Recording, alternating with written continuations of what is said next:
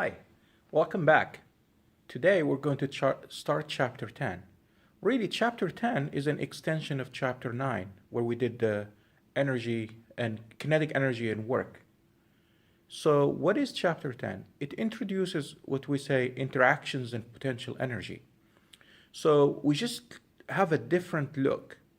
So, for instance, let us take the approach from chapter 9, and then we will talk about the approach of chapter 10 to solve a particular problem. So imagine I throw a pebble, a rock, a mass onto the air, and the mass goes up in the air, and then the question is, how high will the mass get? So let us draw the problem.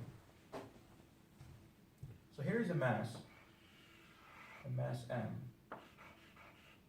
and let me give it an initial speed at this particular point here. Let me call it V1, and let V1 be 17 meters per second. And I launch it from here. So the initial height here, Y1, is, let's call it 0. I would choose that to be the 0. And the question is, how high will it get? It gets here. We know that when it gets as high to the highest point, the speed at this point will be 0, and therefore the kinetic energy at that point will equal to 1/2. Remember, kinetic energy was 1/2 mv squared, and that will equal to 0. And the kinetic energy here is 1/2 mv squared also, and the mass is m. If you like, we can give it a number, but let's not worry about that number yet. Okay? And we know that by the work energy principle, that the change in kinetic energy is equal to the work done on the system, on the object. Now, my system here, I'm going to consider the object by itself and then ask what are the forces on the object. So, my object consists of just the mass. So the final kinetic energy of the mass, the change will be the final minus the initial kinetic energy. And the work done, remember, work done is the force on the object times the displacement times the cosine of the angle between the displacement and the force. So let's look at the left-hand side and the right-hand side simultaneously. The end result here for the kinetic energy is 0, because at the highest point it is 0. And then, sorry, this thing here is blocking me from writing on the board. And the kinetic energy at the beginning is 1/2 mv1 squared. That's the change in kinetic energy. Now, what is the force on this object? Well, it's the force of gravity. So it's mg. That's the force on the object. The distance moved is from here to here, and we call that y2. So it starts at 0 and ends up at y2. So the distance moved is the height h here. So it's just h, the height. Okay, the height. Times the cosine of an angle. Now, let me use this. The displacement of the object is in this direction. That's the direction of the displacement. The direction of the force on the object is the force of gravity, which always pulls down. So what angle do they make with each other? I think we're familiar with this by now, since it's from the last chapter. So that's a 180-degree angle. 180 degrees. And the cosine of 180 is -1. And so I have here minus 1/2 mv1 squared equals to, this will give me a minus sign. And then I have here m times g times h. The mass cancels, the minus sign cancels, and I end up with I would just end up with h equal to 1/2 of v1 squared over g, and And since V is, I gave it a 17 here, so 1/2 of 17 squared divided by G, which is 9.8. And let me get my calculator.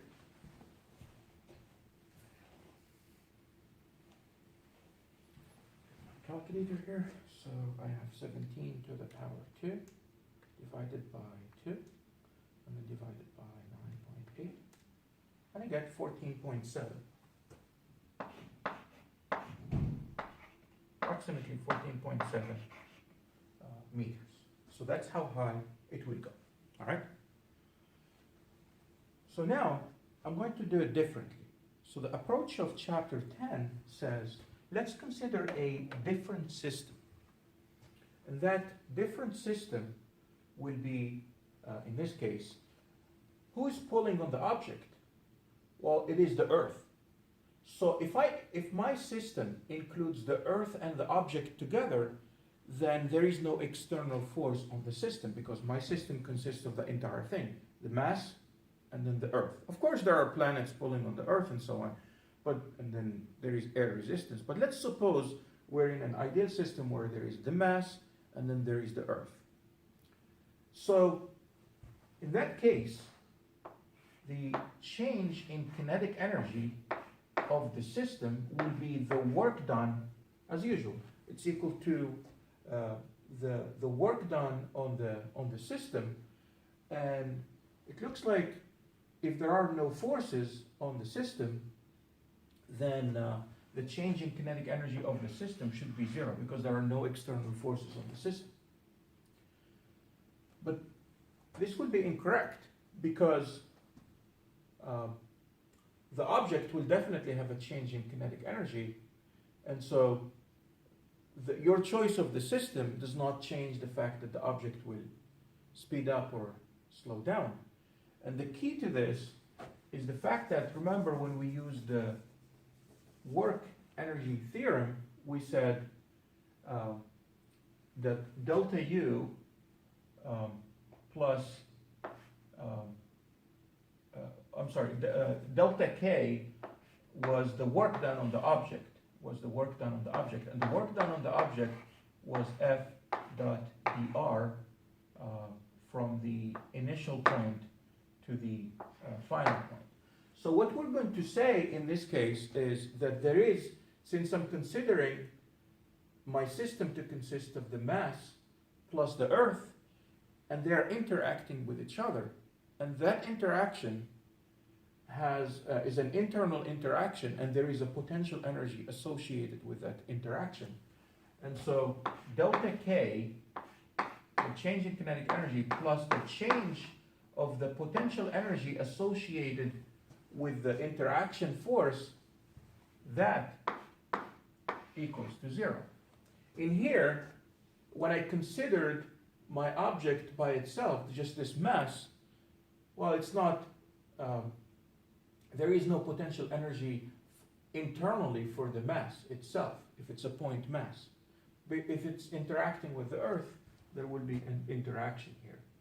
And so, which is equal to delta K is equal to, basically, the delta K is equal to negative delta U, which is equal to the work done. Okay? And remember, now, what is the interaction? The mass interacts with the Earth with the gravitational force interaction. So we get the kinetic energy, the change in kinetic energy is K2 minus K1, plus the change in potential energy is U2 minus U1, and that equals to 0. And so we say the kinetic energy 2 plus U2 will equal to kinetic energy at step 1 plus the potential energy at step 1. Okay. So you may have learned this one. It just says the total energy, the total mechanical energy. Actually, we have learned it last time. I discussed it. Our book just delays it to this chapter. And so we have that the kinetic energy at the end plus potential energy is called mechanical energy, is equal to the mechanical energy at the end. If you only have conservative forces involved, which it is. The Earth, the interaction between Earth and mass is the gravitational force, and it is conservative. And remember, what was this U? Well, the U, we said it's equal to the mass times gravity times y, because the force, the interaction force, is the negative derivative of this, negative du d, in this case y, is equal to negative mg. The direction of the force is in the negative y direction. Negative. Should put j back here. It's in the negative y direction. By definition, the force is the potential is defined as the force is the negative derivative of the potential function, the potential energy. So let's see. The kinetic energy. The kinetic energy here, K2, consists of the kinetic energy of the object at the end plus the kinetic energy of the Earth at the end. And then here, the kinetic energy of the object at the beginning and the Earth at the beginning. We'll consider that the mass of the Earth is so massive that that basically the kinetic energy of the Earth does not change due to this interaction with the object. So we will approximate the kinetic energy here will be that of the object only. Okay? So let's look again. So we will say at the beginning, we will have this. The kinetic energy at the beginning is 1/2 of the mass of the object times the speed of the object, at the end. The speed of the object at the end plus the potential energy, it's mgy, so mg times the potential energy at the end equals to the kinetic energy at the end, that's 1/2 m, I keep saying the end, 1 and 1, so that's at the beginning, 1, plus mgy1, mgy1.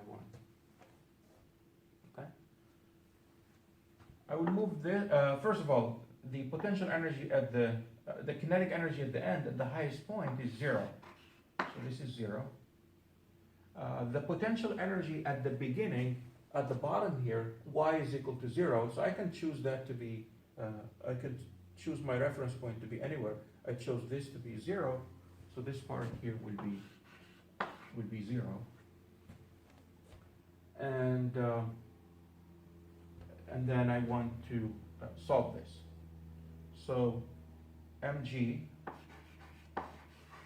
y2 will equal to 1/2 mv1 squared. So what this is saying is the potential energy at the end equals the kinetic energy at the beginning. What happens is, as you go up, you can think of it as you slow down, so you lose kinetic energy, but then you gain potential energy. So if you were to plot this, what they call a bar graph is, at the beginning, it's all kinetic, no potential energy. This is at the beginning. Kinetic energy at the beginning, potential energy at the beginning. Basically has nothing. All of it is potential, all of it is kinetic. However, at the end, the kinetic energy will be 0, but the potential energy is the whole thing. This is the potential energy at the end, the kinetic energy at the end.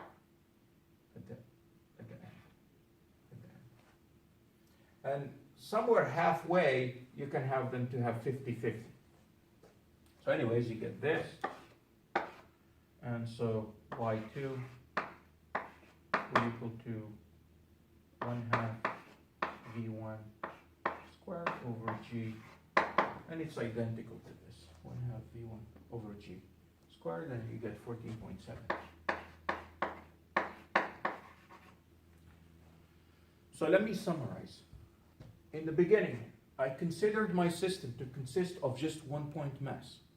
And if I only have 1 point mass, there is no potential energy on that associated with that 1 point mass by itself. However, there are external forces on it. So the change in kinetic energy of this mass will equal to the work done on this mass by those external forces, and I use the work energy theorem.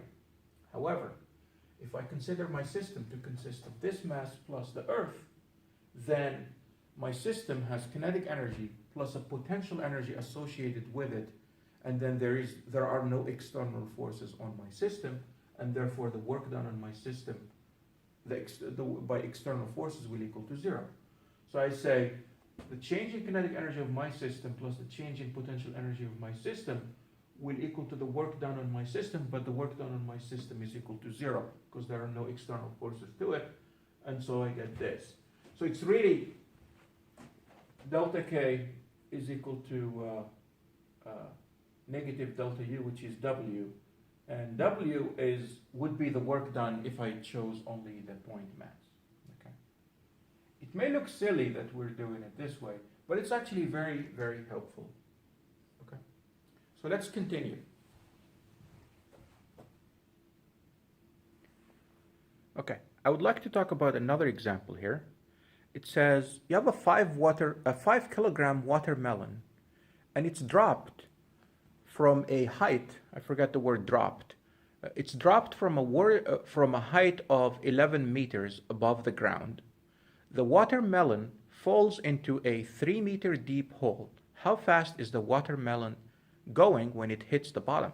You might think, it hits the bottom, so it will be zero. It will stop. Well, we're not talking about like when it hits and settles down. We're talking about the moment it impacts the ground, that hole. How fast is it going or right before hitting it, right? So how are we going to do this? Well, the answer is conservation of energy. So let's draw a melon. Here's the ground. Here's the ground level. But then there is a hole. So the watermelon, so this is the ground. Here is the melon. And we need to define our y-axis. So let me define it. It's up to us to choose the zero, where we choose the zero at. So, I can choose the ground to be zero. That's y equal to zero. So that's the y-axis. How about here, the initial position of the melon? It's 11 meters above the ground, so that's y equals to 11. So y1 here, the initial position was y equal to 11 meters. And then the final position is this. This is y final. Well, it didn't drop on the ground. If it dropped on the ground, y final would be zero. But it dropped 3 meters below, right? The hole is 3 meters deep. So y final is negative 3. Now, we're interested in when it hits the bottom, so when it's here, V2, how much is it? How much is it? V initial here, V1, is equal to 0 because it was dropped from rest. So what should we do? We can consider the watermelon by itself and the force of gravity external to it, and then we say the change in kinetic energy of the watermelon will equal to the work done by gravity on it, or we can just use the potential energy. So I'm going to use the potential energy approach, meaning I will say the watermelon plus the Earth system. So that is the kinetic energy of the watermelon at the end plus the potential energy of the watermelon at the end is equal to the kinetic energy of the watermelon at the beginning plus the kinetic energy of plus the potential energy of the watermelon at the beginning. Okay. Yeah. All right. So now the kinetic energy of the watermelon at the end, by definition, it's 1/2 mv squared. Plus the potential energy of the watermelon at the end is the mass times gravity times the height at the end. And at the beginning, it's the kinetic energy at the beginning is 1/2 mv1 squared plus mg y1. Notice the mass of the watermelon doesn't matter because we just divide by m everywhere. This should say 2. The kinetic energy of the watermelon at the the speed of the watermelon at the beginning is 0, so this whole part is actually 0. It drops. And we're interested in the speed. So let me move this to the other end. So I would have this. I have 1/2 v2 squared would equal to,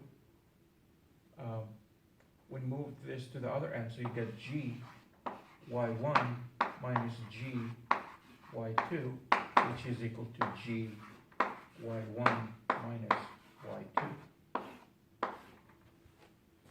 And we want the speed, so v2 would equal to 2 times 2 g y1 minus y2 times the square root. And we have to be careful when we plug in the numbers. So we would have this. Square root of 2 times g, which is 9.8, times y2 minus y1. Let me be careful here.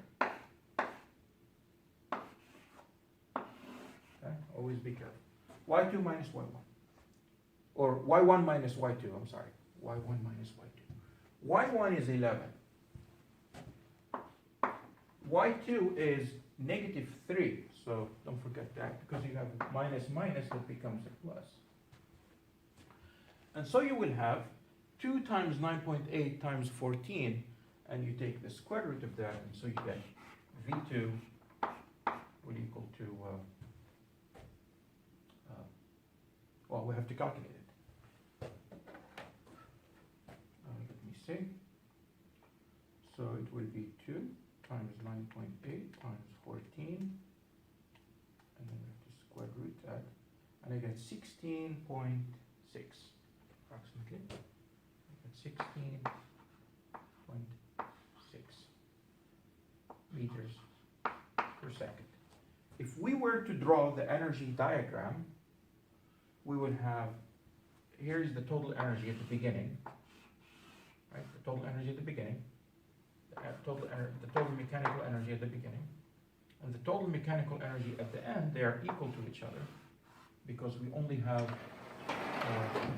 conservative forces involved.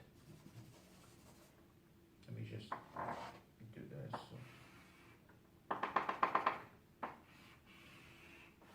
Okay. So at the beginning, we had a actually, I'm going to rewrite this. I will show you the reason why in a moment. Let me just write the kinetic plus potential first. At the beginning, the kinetic energy is 0, but the potential energy is, how much is it? Let's quickly calculate it. The potential energy at the beginning is mgy1. So let me write it here. U1 is, and K1, kinetic energy at the beginning was 0. How about U1? It's mgy1. The mass of this watermelon is 5 kilograms. So 5 times 9.8 times the height, which is 11. So that's 539 joules. Let's calculate the potential energy at the end and the kinetic energy at the end. The potential energy at the end is the mass times gravity times the height at the end. The mass is 5, gravity is 9.8 times the height at the end, that's negative 3. So that's minus 147 joules. The kinetic energy at the end is 1/2 mv squared. Well, it would be the difference between these, but let's just calculate it. The kinetic energy at the end will be, that's v squared. V squared times 5 times 9.8. No, not 9.8. There is no 9.8. Let me do it again. 2 times 9.8 times 14 times the mass, and divide by 2. I get 686. 686 plus negative 147 is 539. So here's what happens. So at the beginning, the kinetic energy is nothing, but the potential energy, let me draw it with orange. The potential energy was, let's say, this much. So when you sum them up, you get the total energy, which is this much. That's the total energy. Now at the end, you have negative 147 of potential you got 686 of kinetic energy, 686 of kinetic energy. So it looks it's a little higher. 686 of kinetic energy. But the potential energy you have negative 147, so it's below zero. But when you add them, when you add these two, they will give you the same total energy. Still the same total energy, which will be, in this case it's 539, and in this case also it's 539. Because here this is 0 plus 539, whereas here it's 686 plus negative 147. 147. Okay? That is that. Okay, I hope this is clear. Okay, so now a question you might have, why should we even do this? I mean, Newton's laws are clear. And every problem that I have done so far could have been done with Newton's laws. So why do we even bother use kinetic this energy? Well, there are two reasons. First reason is energy, if you notice, it's a scalar. So it's just numbers that you add and subtract with each other. So it's easier to handle than Newton's laws, which are vectors. So whenever you can, use the conservation of energy. The total energy at the beginning equals to the total energy at the end. Another reason is the fact that the work done by conservative forces, such as gravity and so on, does not depend on the path. And in the next example, I will show you a person sliding down an incline, and how, if you want to use Newton's laws, you have to know the exact shape of the incline, because the component of gravity along the incline depends on the shape of the incline, or the angle it makes with the ground. And if that incline is changing angle with respect to the ground, it will be intractable using Newton's laws. However, using conservation of energy, it will be easily done, because we know if you only have conservative forces involved, you don't really care about the shape of the incline. So let's get to that in the next video.